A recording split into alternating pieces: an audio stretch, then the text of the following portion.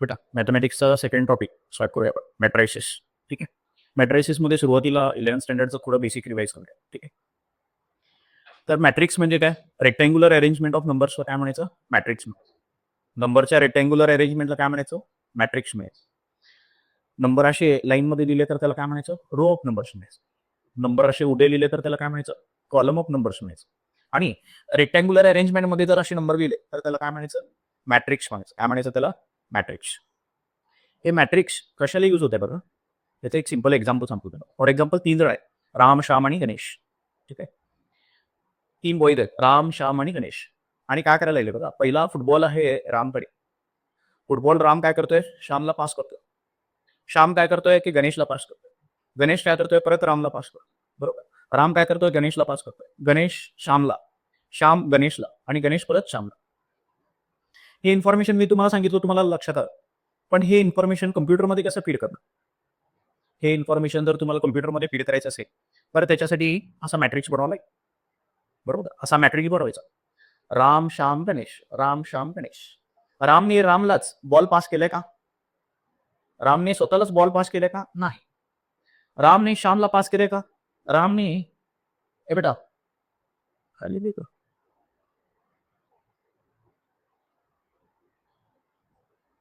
चुकीचं लिहिलं का?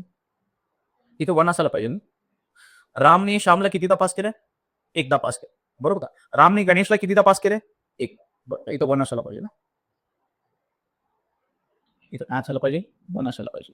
ठीक आहे. त्याच्यानंतर श्यामने श्यामला पास केलाय का बॉल? नाही, 0. श्यामने रामला कितीदा पास केलंय? श्यामने रामला कितीदा पास केलंय? श्यामने रामला पास केलेला नाही. इथे 0 पाहिजे ना. इथे 0 पाहिजे. येते का लक्ष? श्यामने गणेशला कितीदा पास केले? श्यामने गणेशला कितीदा पास केले? 2 बॉल पास केले. ठीक आहे. गणेशने बेटा गणेशने रामला कितीदा पास केले बॉल? गणेशने रामला कितीदा पास केले बॉल? 1. गणेशने श्यामला कितीदा पास केले? 2. गणेशने गणेशलाच पास केले का बॉल? नाही. तर अशी इन्फॉर्मेशन तुम्हाला कम्प्युटरमध्ये फीड करायची असेल तर ते मॅट्रिक्स फॉर्ममध्ये होणार. येतं का लक्षात? म्हणजे कम्प्युटरला जो इनपुट आपण देतो, कुठला पण इनपुट असू दे, तुमचा फोटो असू द्या, तुमचा व्हिडिओ असू द्या, हे सगळे जे डेटा आहे ते 0 आणि 1 बाईट्समध्ये जाते आणि ते मॅट्रिक्स फॉर्ममध्येच कम्प्युटरमध्ये स्टोअर होतं. मग ते प्रोसेसर त्याला प्रोसेस करताय, मग इमेज फॉर्मॅटमध्ये आउटपुट प्रोड्यूस करताय, व्हिडिओ फॉर्मॅटमध्ये आउटपुट प्रोड्यूस करताय, काहीतरी टेक्स्ट फॉर्ममध्ये आउटपुट प्रोड्यूस करताय. ठीक आहे. पण कम्प्युटरला इनपुट जे आहे, इन्फॉर्मेशन जे आहे, ते मॅट्रिक्स फॉर्ममध्ये दिली जाते. येतं का लक्षात? तर मॅट्रिक्स म्हणजे काय? मॅट्रिक्स म्हणजे काय? Rectangular arrangement of numbers. नंबरच्या रेक्टँग्युलर अरेंजमेंटला काय म्हणायचं? मॅट्रिक्स म्हणायचं. बरोबर.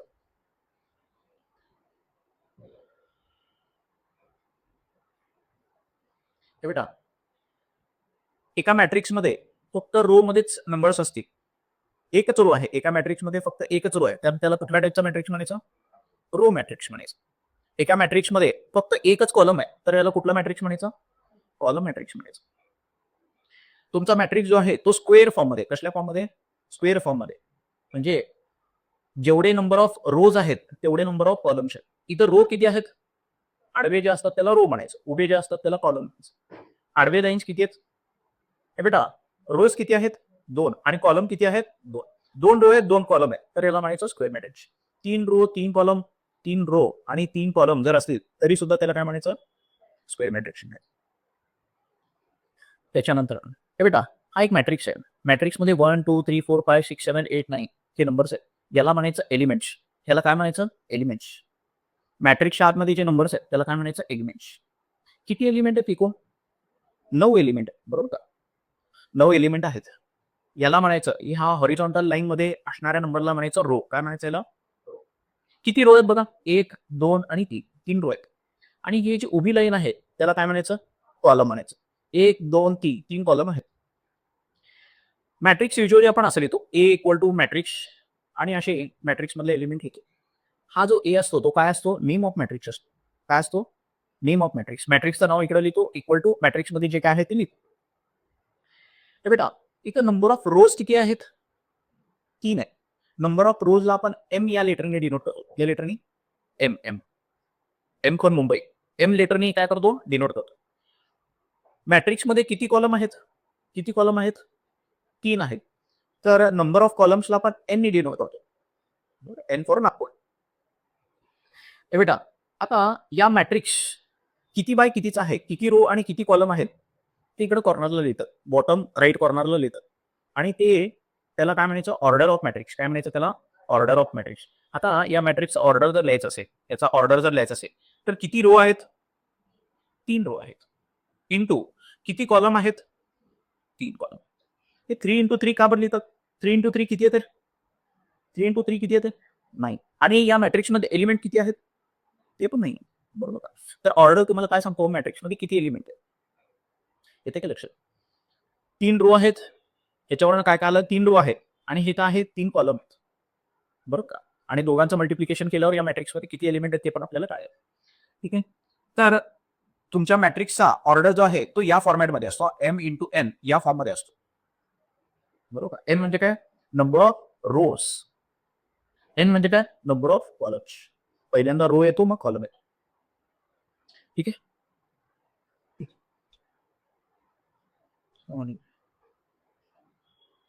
तर order of matrix M into N असतो. ठीक आहे. आता ए बेटा या मॅट्रिक्समध्ये हा जो पहिला एलिमेंट आहे, ही जी पोझिशन आहे, ही जी जागा आहे, ह्याला पण एक नाव आहे, त्या पोझिशनला पण काहीतरी एक नाव आहे. ठीक आहे. ए बेटा हा कितव्या रो मध्ये आहे, हा जो एलिमेंट आहे कितव्या रो मध्ये, कितव्या रो मध्ये, पहिला दुसरा तिसरा, कितव्या रो मध्ये आहे, पहिल्या रो मध्ये. आणि कितव्या कॉलम मध्ये, हा पहिला कॉलम दुसरा कॉलम तिसरा कॉलम, पहिला रो पहिल्या कॉलम मध्ये, बरोबर का. तर त्या एलिमेंटला ए म्हणायचं. आणि कितव्या रो मध्ये आहे, आयत रो. आणि कितव्या कॉलम मध्ये आहे, जेथ रो, जेथ कॉलम. आय म्हणजे काय, कितव्या रो मध्ये आहे. आणि जे म्हणजे काय, कितव्या कॉलम मध्ये आहे.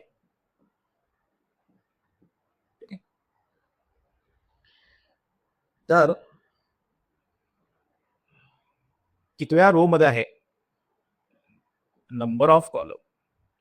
नंबर ऑफ कॉलम म्हणायला पाहिजे कितव्या कॉलम मध्ये आहे. ठीक आहे. फॉर एक्झाम्पल आता 5 मला सांगा, 6 सांगा, 6 हा 6 कितव्या रो मध्ये आहे, याची पोझिशन सांगायची मला. हा कितव्या रो मध्ये आहे, सेकंड रो मध्ये. आणि कितव्या कॉलम मध्ये, ठीक. तर A23 एलिमेंट कोण आहे, A23 एलिमेंट कोण आहे, 6 आहे. A23 पोझिशनला असणारा एलिमेंट कोण आहे, 6 आहे. याचं पोझिशन सांगा भाऊ, याचं पोझिशन सांगा भाऊ, काय आहे त्याचं पोझिशन, काय आहे, ए सगळ्या असं लिहायला पाहिजे, A32 असं लिहायला पाहिजे, A3. येते लक्षात.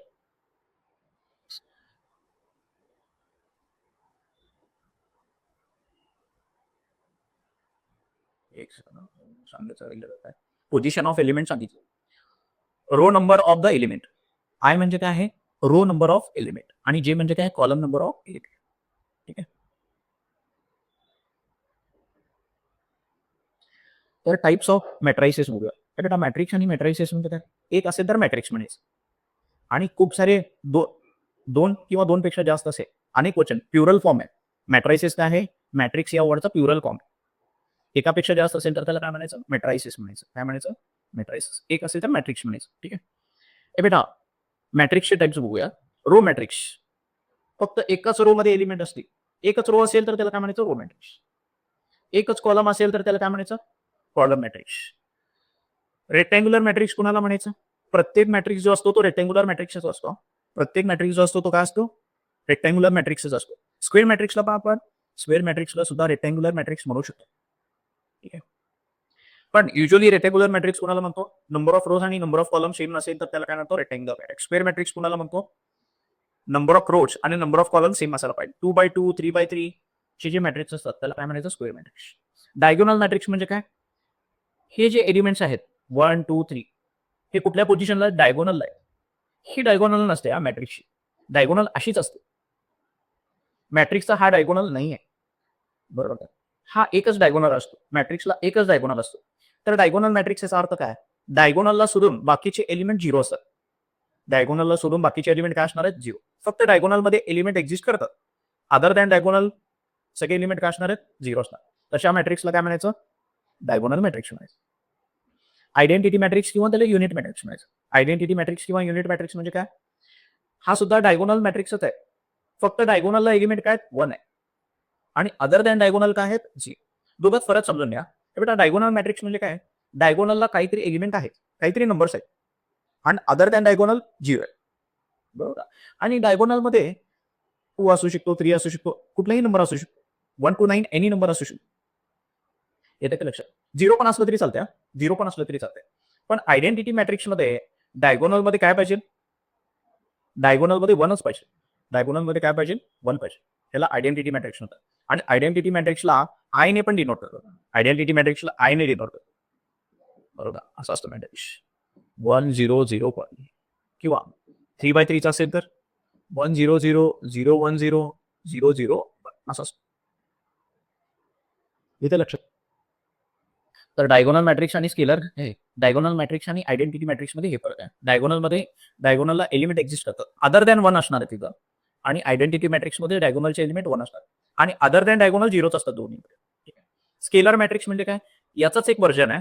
हे बेटा आयडेंटिटी मॅट्रिक्सचा एक व्हर्जन आहे स्केलर मॅट्रिक्स. स्केलर मॅट्रिक्स म्हणजे काय? या आयडेंटिटी मॅट्रिक्सला कुठल्यातरी एका नंबरने जर मल्टिप्लाय केलं, स्केलर मल्टिप्लिकेशन जर त्याचं केलं, त्याला 2 ने मल्टिप्लाय केलं तर 2 2 2 भेटतं. याला 3 ने मल्टिप्लाय केलं तर 3 3 3 भेटतं. बरोबर का? अशा मॅट्रिक्सला काय म्हणायचं? Scalar matrix. डायगोनलचे एलिमेंट सेम असायला पाहिजे.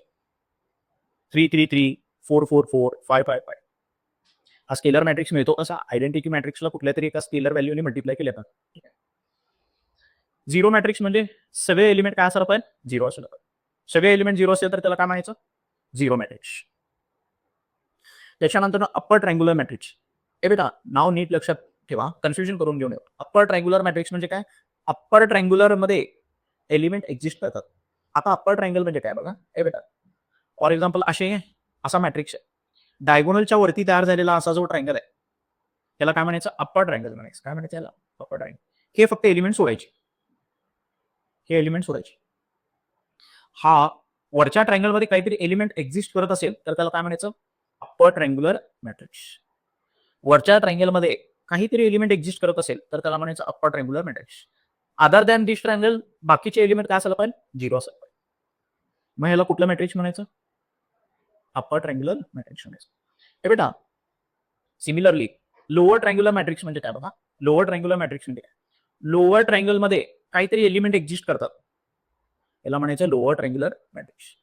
म्हणजे लोअर ट्रायंगलमध्ये काहीतरी एलिमेंट आहेत आणि त्याच्या वरच्या बाजूला काय असणार मग? 0 असणार. बरोबर का? अप्पर ट्रायंग्युलर मध्ये एलिमेंट नाही आहे, लोअर ट्रायंग्युलर मध्ये एलिमेंट. ठीक आहे. अप्पर ट्रायंगल मध्ये काहीतरी एलिमेंट एक्झिस्ट करत असेल तर upper triangular matrix. Lower triangle मध्ये जर एलिमेंट एक्झिस्ट करत असेल तर त्याला म्हणायचं लोअर ट्रायंग्युलर मॅट्रिक्स. आता या मॅट्रिक्सची एका टिपिकल पद्धतीने आपण व्हॅल्यू फाइंड आउट करू शकतो. त्याला म्हणायचं डिटर्मिनंट ऑफ अ मॅट्रिक्स. बरोबर का? या रेक्टँग्युलर अरेंजमेंट ऑफ नंबर्सची खरी काय व्हॅल्यू नसते. त्याची काय रिअल व्हॅल्यू नसते. त्याला काय मिनिंग नाही. बरोबर का? आपण सुरुवातीला एक एक्झाम्पल बघितलं होतं. रामने श्यामला बॉल पास केला, श्यामने गणेशला पास केलं. मग त्या मॅट्रिक्सची व्हॅल्यू काय कॅल्क्युलेट करता येत नाही. तो इंडिव्हिज्युअल डेटा आहे. बरोबर का? इंडिव्हिज्युअल डेटा आहे. पण या मॅट्रिक्सची एका टिपिकल पद्धतीने जर व्हॅल्यू कॅल्क्युलेट केली तर त्याला डिटर्मिनंट म्हणायचं. ती टिपिकल पद्धत काय आहे? या मॅट्रिक्सला काय करतो? याचा मल्टिप्लिकेशन करतो मायनस याचा मल्टिप्लिकेशन करतो. मग जे काय व्हॅल्यू मिळणार आहे त्याला त्या व्हॅल्यूला नाव दिले डिटर्मिनंट ऑफ अ मॅट्रिक्स. काय नाव दिलेलं त्याला? Determinant of a matrix. ठीक आहे. तर त्याच्यावर त्या डिटर्मिनंटचे बरेचसे प्रॉपर्टीज आहेत. ते आपल्याला लागायचे पुढून सांगतो. ठीक आहे. तर डिटर्मिनंट ऑफ अ मॅट्रिक्स म्हणजे काय? एका मॅट्रिक्सची एका टिपिकल पद्धतीने व्हॅल्यू जर फाइंड आउट केली तर त्याला काय म्हणायचं? Determinant of matrix. येते लक्षात? त्याची व्हॅल्यू कशी फाइंड आउट करतो आपण? याचा मल्टिप्लिकेशन मायनस याचा मल्टिप्लिकेशन. बरोबर का? आणि व्हॅल्यू कॅल्क्युलेट करत असताना याला बॉर मध्ये लिहायचं. कसं लिहायचं? अशा उभ्या लाईन्स मध्ये लिहायचं. त्याच्यानंतर non singular matrix. Singular matrix आणि नॉन सिंग्युलर मॅट्रिक्स म्हणजे काय? पहिल्यांदा सिंग्युलर मॅट्रिक्स सांगतो बघा. एका मॅट्रिक्सचा डिटर्मिनंट तुम्ही कॅल्क्युलेट केला आणि तर डिटर्मिनंटची व्हॅल्यू जर 0 येत असेल, डिटर्मिनंटची व्हॅल्यू किती येते? 0. तर त्याला म्हणायचं सिंग्युलर मॅट्रिक्स. नाव थोडंसं वेगळं आहे बघा.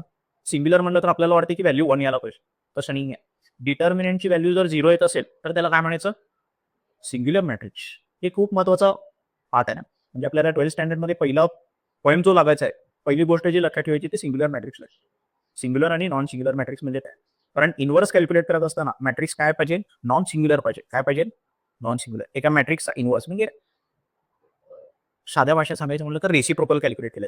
इन्व्हर्स म्हणजे काय? रेसिप्रोकल कॅल्क्युलेट केलं. एक्झॅक्टली रेसिप्रोकल तसा नाही आहे, पण त्या पद्धतीने आपण कॅल्क्युलेट करतो. तर तो मॅट्रिक्स काय असायला पाहिजे, त्याचा determinant should not be equal to 0. एका मॅट्रिक्सचा इनव्हर्स जर कॅल्क्युलेट करायचं असेल तर matrix should not be singular, म्हणजे त्याचा डिटर्मिनंट 0 नसायला पाहिजे. सिंग्युलर मॅट्रिक्स म्हणजे काय, ज्याचा डिटर्मिनंट 0 असतो, बरोबर. याचा इनव्हर्स कॅल्क्युलेट करता येणार नाही, या मॅट्रिक्स एचा इनव्हर्स कॅल्क्युलेट करता येणार नाही, कारण का, तो सिंग्युलर मॅट्रिक्स आहे, त्याचा डिटर्मिनंट 0 आहे. 1 डिवायडेड बाय 0 काय असतो, 0, बरोबर. हे पुढे सांगतो. सिंग्युलर मॅट्रिक्स म्हणजे काय, एक मॅट्रिक्स ज्याचा डिटर्मिनंट 0 आहे त्याला काय म्हणायचं, सिंग्युलर मॅट्रिक्स. एक मॅट्रिक्स ज्याचा डिटर्मिनंट नॉट इक्वल टू 0 नाही आहे त्याला काय म्हणायचं, नॉन सिंग्युलर मॅट्रिक्स. काय म्हणायचं त्याला, नॉन सिंग्युलर मॅट्रिक्स. त्याच्यानंतर ना ट्रान्सपोज ऑफ अ मॅट्रिक्स, एका मॅट्रिक्सवरती एक ऑपरेशन परफॉर्म करतो, त्या ऑपरेशनचं नाव आहे ट्रान्सपोज. ट्रान्सपोज म्हणजे काय करतो, आपण रोला कन्वर्ट करतो कॉलम मध्ये. रोला काय करतो, रो मध्ये असणाऱ्या एलिमेंट्सला कॉलम मध्ये द्यायचं, त्याला म्हणायचं ट्रान्सपोज ऑफ अ मॅट्रिक्स. ह्याचा ट्रान्सपोज कसा लिहिणार, पहिल्या रो मध्ये कोण आहे, 1 2 3, त्याला पहिल्या कॉलम मध्ये लिहितो, पहिला कॉलम 1 2 3. दुसऱ्या कॉलम रो मध्ये कोण आहे, 4 5 6, त्याला दुसऱ्या कॉलम मध्ये लिहितो 4 5 6. तिसऱ्या रो मध्ये काय 7 8 नाही, त्याला तिसऱ्या कॉलम मध्ये लिहितो 7 8 नाही. येतं लक्षात. त्याच्यानंतर बेटा ट्रान्सपोजला ए टी ने पण डिनोट करतात, एच्या डोक्यावरती टी लिहायचं, किंवा ए डॅश ने पण डिनोट करतात, बरोबर. असं ए डॅश पण लिहितात, ए ट्रान्सपोज असं पण लिहितात, ए ट्रान्सपोज. ठीक आहे. आता सिमेट्रिक मॅट्रिक्स म्हणजे काय बघा, हे बेटा सिमेट्रिक मॅट्रिक्स म्हणजे काय, एका मॅट्रिक्सचा जर तुम्ही ट्रान्सपोज घेतला आणि तो ओरिजिनल मॅट्रिक्स सारखा दिसत असेल तर त्याला काय म्हणायचं, सिमेट्रिक मॅट्रिक्स म्हणायचं. फॉर एक्झाम्पल असा जर एक मॅट्रिक्स असेल, हे बेटा असा जर एक मॅट्रिक्स असेल 1 0 0 1, याचा ट्रान्सपोज घ्या बुक, याचा ट्रान्सपोज घ्या. याचा ट्रान्सपोज कसं घ्यायचा, रोला कन्वर्ट करायचं कॉलम मध्ये, रोला करतो कन्वर्ट कॉलम मध्ये, 1 0 ला 1 0 लिहितो, दुसऱ्या रोला दुसऱ्या कॉलम मध्ये लिहितो 0 1. आता हे दोन्ही दिसायला एकसारखेच आहेत, मॅट्रिक्स आणि त्याचा ट्रान्सपोज दिसायला एकसारखेच जर असतील तर त्याला म्हणायचं सिमेट्रिक मॅट्रिक्स. काय म्हणायचं त्याला, सिमेट्रिक मॅट्रिक्स. मॅट्रिक्स आणि त्याचा ट्रान्सपोज दिसायला एकसारखे नसतील, सॉरी दिसायला सेम नसतील तर त्याला म्हणायचं नॉन सिमेट्रिक मॅट्रिक्स. काय म्हणायचं त्याला, non symmetric matrix. Skew symmetric म्हणजे काय तुम्हाला सांगतो, हे बेटा मॅट्रिक्स आणि त्याचा ट्रान्सपोज सेम आहे, फक्त त्यांची साईन चेंज आहे, साईन चेंज आहे, बरोबर. इथे मायनस इथे मायनस, दोघातला मायनस साईन कॉमन बाहेर काढू शकतो. असं असेल तर त्याला काय म्हणायचं, स्क्यू सिमेट्रिक मॅट्रिक्स म्हणायचं. काय म्हणायचं त्याला, स्क्यू सिमेट्रिक. मॅट्रिक्स आणि त्याचा ट्रान्सपोज जर सेम असेल तर त्याला म्हणायचं सिमेट्रिक मॅट्रिक्स. मॅट्रिक्स आणि त्याचा ट्रान्सपोज सेम आहे, फक्त निगेटिव्ह आहे, मॅट्रिक्स ए आणि त्याचा ट्रान्सपोज एकमेकाचे निगेटिव्ह आहे, बरोबर, साईन फक्त चेंज आहे, तर त्याला म्हणायचं स्क्यू सिमेट्रिक मॅट्रिक्स.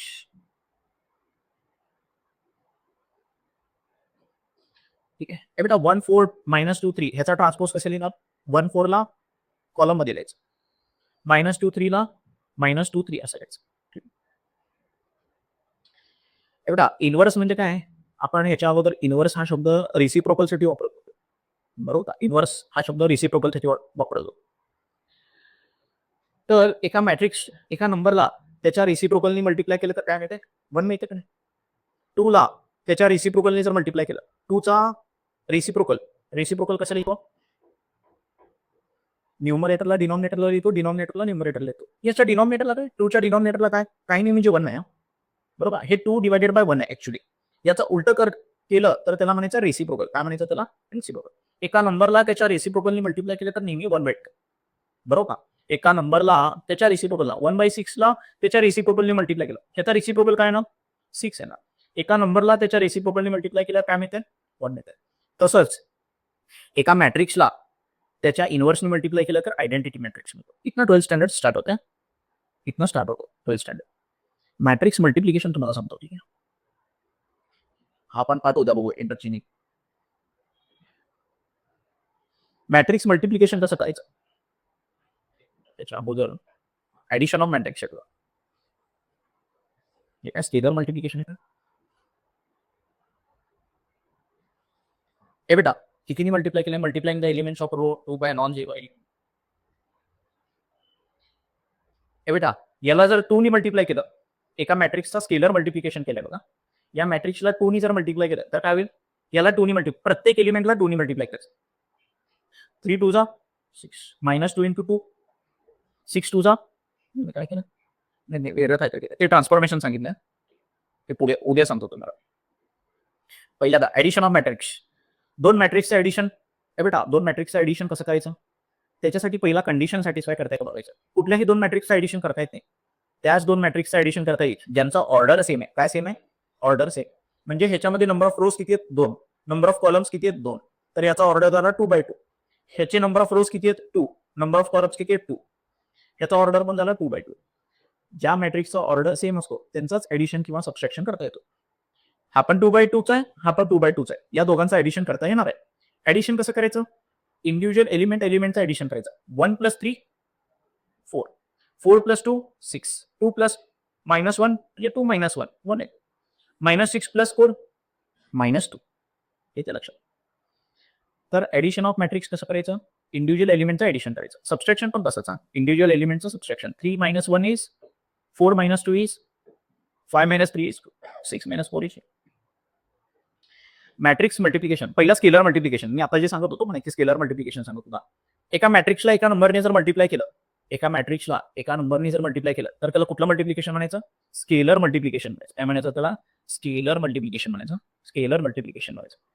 ए बेटा, स्केलर मल्टिप्लिकेशन कसं करायचं? प्रत्येक एलिमेंटला या नंबरने मल्टिप्लाय करायचं. 3 2 6, 3 4 12, 3 5 3 × -5 -15, 3 1 स्केलर मल्टिप्लिकेशन लक्षात येते का? एका मॅट्रिक्सला एका नंबरने मल्टिप्लाय केलं तर त्याला काय म्हणायचं? Scalar multiplication. आणि ते करायचं कसं? प्रत्येक एलिमेंटला मल्टिप्लाय करायचं. त्या बाहेरच्या एलिमेंटनी मॅट्रिक्सच्या आतल्या प्रत्येक एलिमेंटला मल्टिप्लाय करायचं. 3 ने सगळ्याला मल्टिप्लाय करायचं. त्याला म्हणायचं स्केलर मल्टिप्लिकेशन.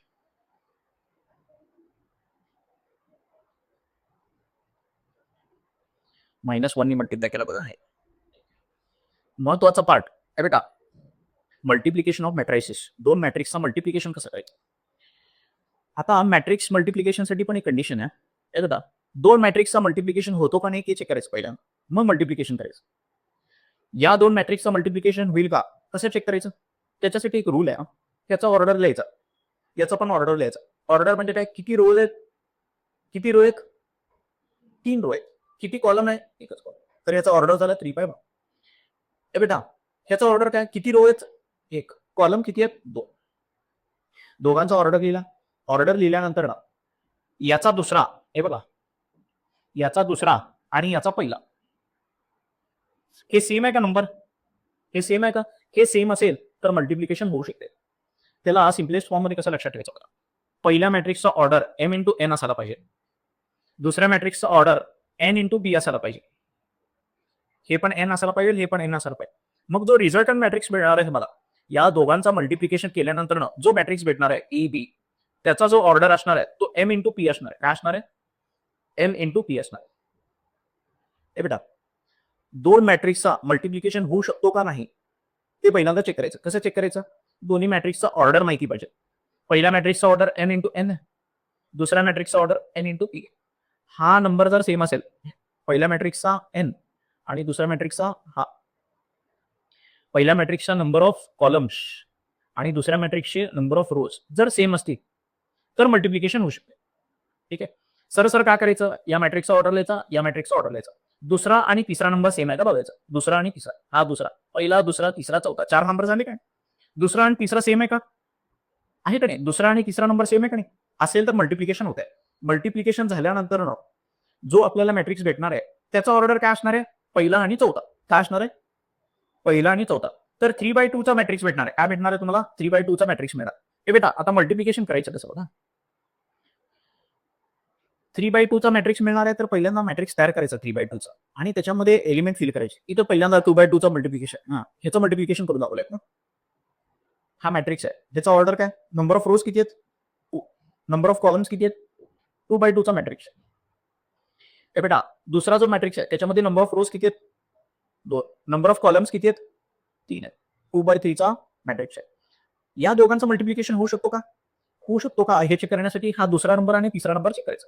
दुसरा आणि तिसरा नंबर सेम आहे का? सेम आहे. तर मल्टिप्लिकेशन होऊ शकते. आणि मल्टिप्लिकेशन केल्यानंतर आता जो मॅट्रिक्स भेटणार आहे ए × बी केल्यानंतर AB मॅट्रिक्स जो भेटणार आहे त्याचा ऑर्डर काय असणार आहे? जो रिझल्टंट मॅट्रिक्स भेटणार आहे आपल्याला त्याचा ऑर्डर काय असणार आहे? पहिला आणि चौथा. 2/3 चा मॅट्रिक्स असणार आहे. 2/3चा मॅट्रिक्स असणार.